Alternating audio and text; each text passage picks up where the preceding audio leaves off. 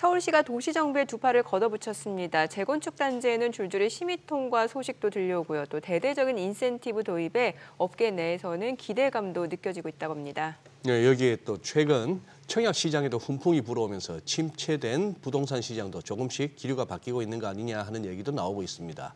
자, 오늘도 부동산 소식 다양하게 한번 살펴보도록 하겠습니다. 도시와 경제 송성현 대표 오늘도 함께 하십니다. 어서 오세요. 네, 어서 오세요, 송 대표님. 네.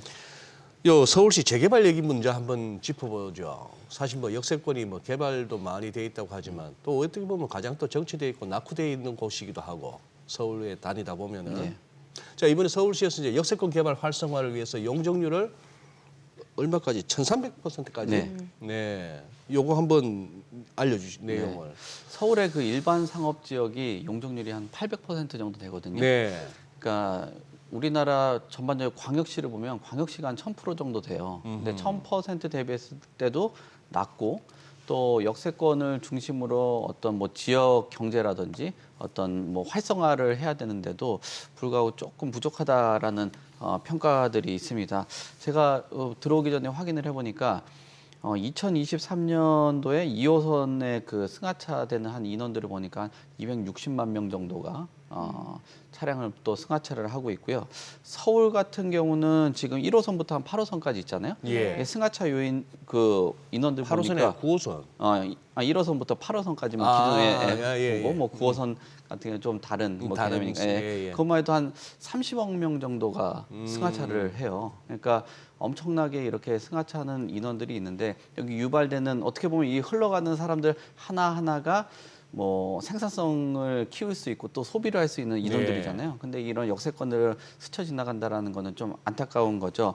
그래서 역세권 주변을 활성화하는 그 정책들을 만들어냈습니다. 그래서 지하철역 반경으로 보면은 한 350m 내 그리고 면적으로 보면은 1,500에서 1만 제곱미터 용지가 됩니다. 그 면적 전반적으로 보면은 여의도 공원 얘기 많이 하는데 여의도 공원의 한 4배 정도 되는 규모다라고 볼 수 있고요. 역을 중심으로 항상 개발했었는데 역하고 좀 뒤에 있는 노선 상업 지역이라고 해서 상업 지역하고 뭐 주거 지역 이런 것들이 좀 혼재된 지역들이 있어요. 그런 지역까지도 확대를 하게 됩니다. 그렇게 되면은 고밀도로 개발을 하면서 이런 뭐 다양한 인센티브 그다음에 용적률 뭐 이런 것들을 미적용하게 된다라면 역세권 활성화에 굉장히 크게 기여를 할 수 있다라고 보여지고요.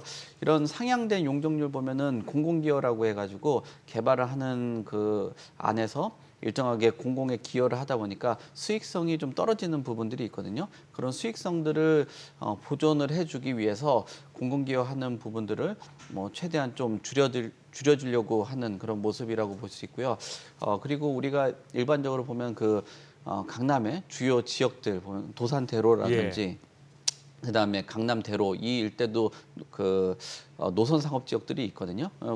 그 도산대로들 보면 어떻게 보면은 고층 같기도 하면서도 뭐 생각보다 테헤란로 대비했을 때는 고밀로 개발은 되지 않았어요. 맞아요. 예, 그런 지역들하고 강남대로 같은 경우는 이렇게 그 용적률 인센티브를 받아서 개발을 하게 된다면 곳곳에서 다양한 역세권 안에서는 우리나라의 뭐 이 정도 그 높이와 또 용적률 활용하게 된다면 곳곳에서 랜드마크성 건물들도 탄생할 수 있을 정도로 지역들의 뭐 활성화할 수 있는 뭐 방안들을 제시를 했다라고 봐야 될 것 같습니다. 뭐 종상향으로 이제 용적률이 대폭 올라가게 되면 이제 사업성 측면에서 그동안 뭐 막혔던 개발에 도움이 될 것 같은데 이제 문제는 공공기여분인 것 같아요. 이게 공공기여분이 좀 들어가게 되면 사업성이 떨어지는 건데, 근데 이게 좀 상세할 만한 내용도 좀 있다면서요? 네, 그렇습니다. 지금 그 혁신 친환경 건물에 대한 그 용적률을 상향을 하게 된다라면 이런 공공기여는 이제 미적용을 받는 인센티브예요. 그러니까 공공에 기여하는 측면에 대해서 적용을 안 받는 거죠. 그래서 이게 왜 공공기여를 왜 안 하냐라고도 얘기할 수 있겠지만 미관상 굉장히 뭐 어떻게 보면은 기여하는 측면들도 있는 거겠죠. 그 해외 나가면은 그 싱가포르 같은 나라 가면 그런 곳들은 그 개발을 할 때 건물의 모양이나 다채로움이 없으면 허가를 안 내줘요. 그러니까 건물 하나하나 우리나라 보면 아파트 뭐 벽돌 모양처럼 해가지고 막 다 똑같잖아요. 다 건물들도 똑같죠. 다 사업성들 때문에 모양이 다 거기서 거긴데 이런 뭐 다채롭고 또 혁신적인 건물들이 들어오면 도시 안에서도 경쟁력도 키워지고 도시의 미관도 좀 올릴 수 있고 거기서 유발될 수 있는 뭐 관광이나 뭐 이런 부분도 우리나라의 지금 좀 문제점으로 또 지적이 되는 게 뭐 관광에는 좀 뭐 그 유산 같은 거는 좀 한계가 좀 있다 보니까 컨텐츠 중심으로 도시의 경쟁력을 좀 키울 필요가 있거든요. 해외 네. 나갈 때 이런 네. 야경이나 이런 부분들 보고서 맞아요. 관광하는 게 굉장히 커졌는데 그런 부분에서는 미적 기준을 올려주고 다채로움들을 주면서 이런 공공기여에 대한 인센티브를 주는 거죠. 그 외적으로 보면은 뭐 탄소제로 이 요즘에 그 미세먼지나 이런 부분들하고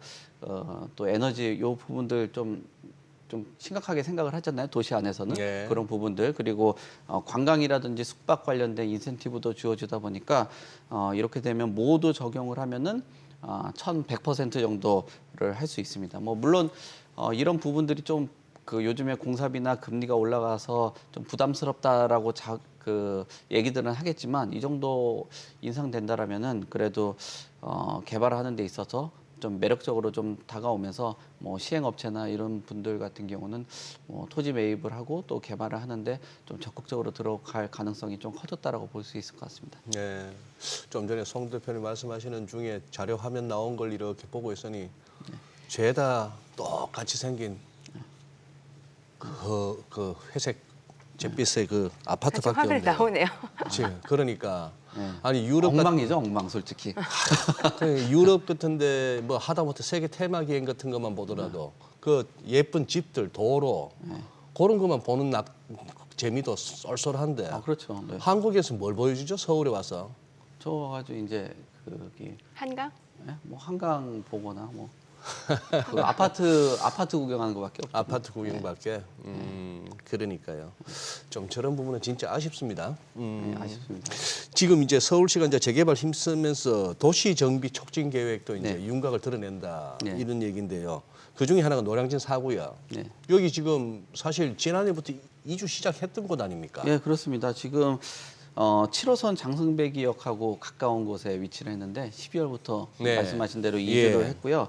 여기에 이제 2009년부터 재정비 촉진 구역으로 지정을 했어요. 그리고 3년 뒤에 관리처분 계획 인가를 받은 곳인데 저기 그래프에 나온 것처럼 노량진역하고 장승배기역하고 가깝습니다. 상단에 보면은 노량진 그 수산시장을 건너서 가면은 여의도거든요. 예. 그 많은 직장인들이 있기 때문에 배후주거지로 훌륭한 지역이라고 볼 수 있고요. 여기에 지금 지하로는 6층, 지상은 35층, 844가구 정도가 이제 들어서게 됩니다.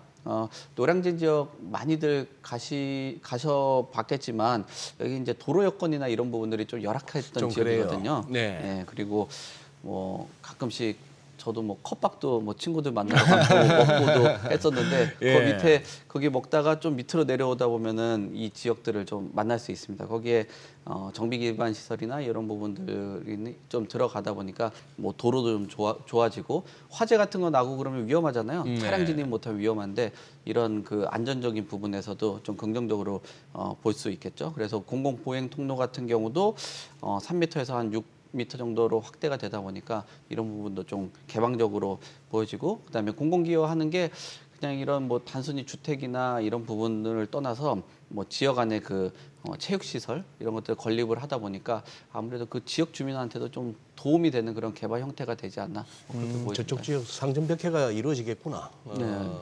사실 그 노량진 수산시장 옛날 기억 한번 떠올려 보시면 네. 많이 좋아졌잖아요. 새로 그렇죠. 불가고 나서 예. 깨끗해지고.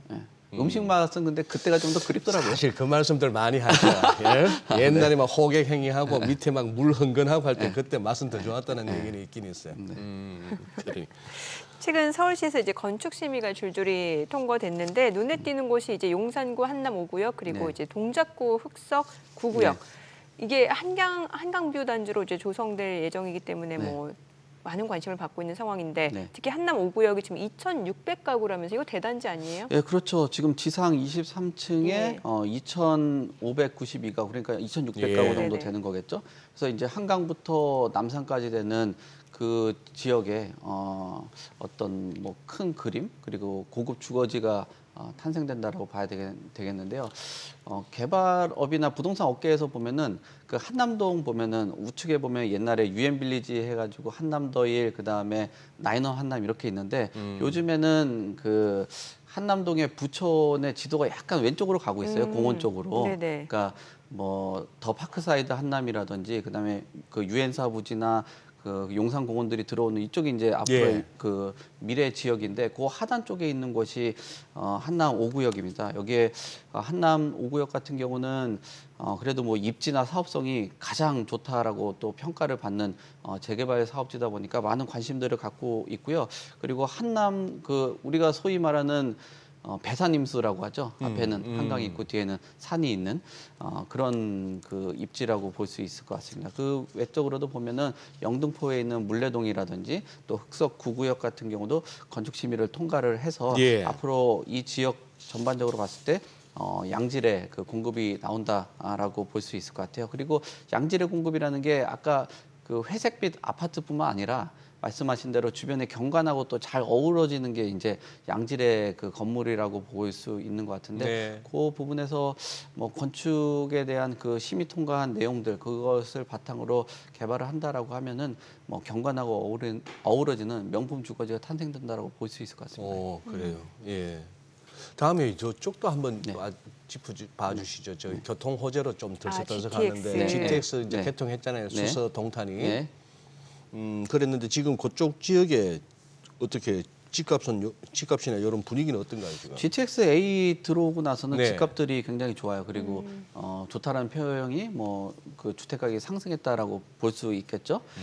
지금 그 버스로 1시간 정도 걸리던 거리가 사실 20분 정도로 단축이 됐다라는 거는 접근성이 크게 개선된다라고 볼 수 있을 것 같고요. 그리고 A 노선 중심으로 해서 그 교통 효과가 있다 보니 오산이라든지 지금 천안, 아산 여기도 A 노선은 아니지만 C 노선이 추가 연장에 대한 얘기들도 나오고 있거든요. 그래서 뭐 수혜지가 될 수 있다라는 얘기들도 있긴 합니다. 다만 A 노선하고는 조금 그 연장이고 그리고 또 그 신호선 같은 경우는 아직 속도 면에서는 좀 다르기 때문에 그 속도라는 거는 개통 시기에 대한 속도가 좀 다르기 때문에 이런 부분은 좀 유의를 해볼 필요가 있을 것 같은데 GTX의 파급력이 큰 상황에서는 그래도 그 집값에는 좀 긍정적으로 작용할 수 있다라고 보여집니다. 저 한번 송 대표님 저 타보셨어요? 저 일부러라도 한번 타봐야겠네. GTX. 네, 한번 타보십시오. 예. 타보셨어요? 저는 그 GTX 주변에 상업 그 시설들을 좀 많이들 이용을 했었습니다. 근데 타로는 차 타고 다녀가지고 예. 애 키워야 돼가지고 애 지하철 타고 좀 힘들어요. 알겠습니다. 네네네. GTX는 나는 내가 어떻게 GTX 타냐 당신이나 타라 이렇게 알아들었습니다. 예. 그렇게 해석은 하시지 마시고요. 소장님이 얼마나 빠른지 한번 타보고 알려주세요. 제가 알겠습니다. 다음 주 안에 타고 오겠습니다. 오케이, 좋아요. 약속하고. 네. 네. 아니 이게 집값이 많이 오르긴 했는데 보통 이제 집값이 더 오를 거다라는 기대감이 있으면 보통 매물을 좀 걷어들이잖아요. 네. 그런데 어때요? 그런 분위기는 아닌가 봐요. 뭐 매물 늘고 있다 이런 얘기도 뭐 들리는 두 가지 것 같아요. 측면으로 볼 수 있어요. 예. 그 매물을 걷어들이는 측면도 있고 예. 이제 투자로 많이 들어갔기 때문에 투자해서 이익 실현을 기대를 해보려고 나오는 것들도 있겠죠. 그러니까 지금 뭐 어느 정도 매도 타이밍 같은 것들을 보고 이제 이동을 하시려는 분들도 있거든요. 사실 동탄이라는 지역 자체가 가격이 좀 많이 오르고 지금 나와 있는 것처럼 오산 그 청계동이라든지 뭐 동패동, 다일동 이런 것들이 증가율이 늘어났다라는 거는 이익 실현에 대한 그 기대감들을 가질 수밖에 없거든요. 왜 그러냐면 동탄의 린스트라우스라는 곳이 2018년도에 분양을 했는데 그때 당시 3억 8천에 분양을 했어요. 근데 올해 3월 기준으로 봤을 때 11억 한 6천 정도의 거래들이 되고 있고 매물들이 나오고 있는 그런 상황이거든요. 그렇기 때문에 단순히 뭐 집값 올라가는 것도 중요하겠지만 이 정도 되면 이익 실현을 또 기대를 해보고 차익을 한번 도전을 해보는 거겠죠. 근데 이렇게 물량들이 많이 늘게 된다라면은 수요자들도 선택의 폭이 넓어지기 때문에 신중한 선택을 하면서 오히려 매물 늘어남 현상으로 있어서 가격들이나 뭐 호가들 뭐 이런 부분들은 조정될 가능성들이 충분히 있습니다. 근데 뭐 이 교통 호재 하나만 갖고 집값 상승세가 이렇게 뭐 유지된다, 뭐 네. 많이 오른다 기대하기는 좀 어렵겠는데 자, 주변 개발도 잘 돼야 되는 거 아니에요? 네, 그렇죠. 근데 요즘 여주시가 자주 회자되더라고요. 예, 그렇습니다. 왜냐하면 교통 호재로만으로는 지역을 지탱하기 좀 어렵거든요. 네, 네. 교통하고 관련된 뭐 인구수라든지 산업들이 형성이 돼줘야 되는데 여주 같은 경우가 지금 중심 여주역 주변으로 도시재생 사업을 하고 있고요. 그다음에 경기도가 동부권에 한 43조 이상 되는 규모로 지금 대규모 SOC 개발을 발표를 했습니다. 그러니까 산업하고 뭐 교통이 좀 연계가 되는 거겠죠. 그렇게 된다라면 여주에서 강남까지 출퇴근을 한다라고 봤을 때는 한 30분 정도 걸리게 되는 거고 지역의 생산성을 키울 수 있는 또 소득을 올릴 수 있는 이런 산업들하고 SOC가 들어서게 된다라면은 아무래도 뭐 주택 시장에 좀 긍정적인 작용을 할 수밖에 없을 것 같아요. 그래서 분양시장 같은 경우도 여주역에 위치한 센트레빌이라든지 여주역 자이라든지 이런 것들이 뭐 분양을 앞두다 보니까 많은 분들이 역 주변에 이런 교통과 어떤 대규모 호재를 가지고 좀 많은 사람들의 관심들이 좀 커질 수 있다라고는 보여집니다. 예. 네. 청약 시장도 여쭤보고 싶은데 요즘 청약 저축 가입자 수가 다시 좀 늘어나고 있다면서요? 네, 그렇습니다. 지금 분양가는 올라가고 있는데 예. 청약 수요들이 올라간다라는 거는 청약 시장의 좀 개편을 통해서 많은 수요자들의 수요층이 좀 확대가 됐다라고 볼 수 있을 것 같아요. 지금 3월 기준으로 봤을 때는 뭐 한 2,556만 명 정도 되는데 이게 2개월째 계속적으로 늘어나고 있습니다. 서울하고 수도권을 중심으로 청약 통장이 늘어나면서 많은 분들이 청약의 당첨 기회를 노리는 것 같고요.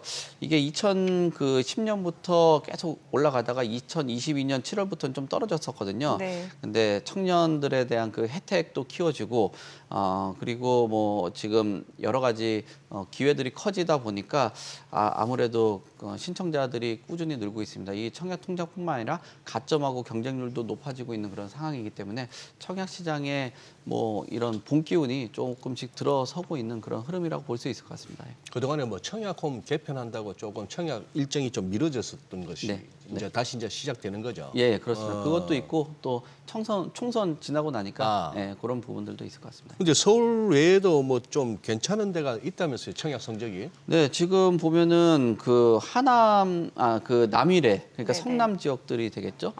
위례나 뭐 하남, 그다음에 성남 뭐 요 지역들로 해가지고 네. 뭐 전반적으로 나오고 있는 것 같고요. 서울하고 인접한 지역들 같은 경우는 뭐 역시나 청약 경쟁률이 뭐 서울에는 못 미친다라고 해도 그래도 많은 사람들이 관심을 가질 수밖에 없을 것 같아요. 왜냐하면은 생애 최초라든지 신혼부부 특공 뭐 이런 것들이 한 20% 정도 우선적으로 배정을 하고 있기 때문에 많은 사람들이 관심을 가질 수 있을 것 같고요. 그리고 서울 외적으로도 보면은 대구가 한때 미분양 무덤이었거든요. 예. 진짜 공급 폭탄이다라고 나왔었는데 여기 범어동이라고 해서 사실 대구에서 좀 가장 대장 지역들 중에 하나예요. 뭐 네. 새롭게 확 진짜 옛날 뭐 좀- 촌이었는데. 네. 저희도 뭐 아버지가 고향이 대구인데 거기 예전에 뭐 신천동이나 동구 이쪽에 뭐 별로 안 좋아했었는데 뭐 여기 뭐 범어동 같은 제가 경우 뭐 깨구리 소리 들으면서 등교하고 그랬습니다. 중학교 때. 썰매도 타고 그러셨죠. 예. 여기 두 자릿수 16대 7 정도 나올 정도로 예전에 뭐 1대1도 안 나왔던 지역들 뭐 이런 데 두 자릿수라는 거는 굉장히 크게 개선됐다라고 볼 수 있을 것 같습니다. 네, 오늘 내용 그러네요. 잘 들었습니다. 예, 고맙습니다. 감사합니다. 네, 감사합니다. 네.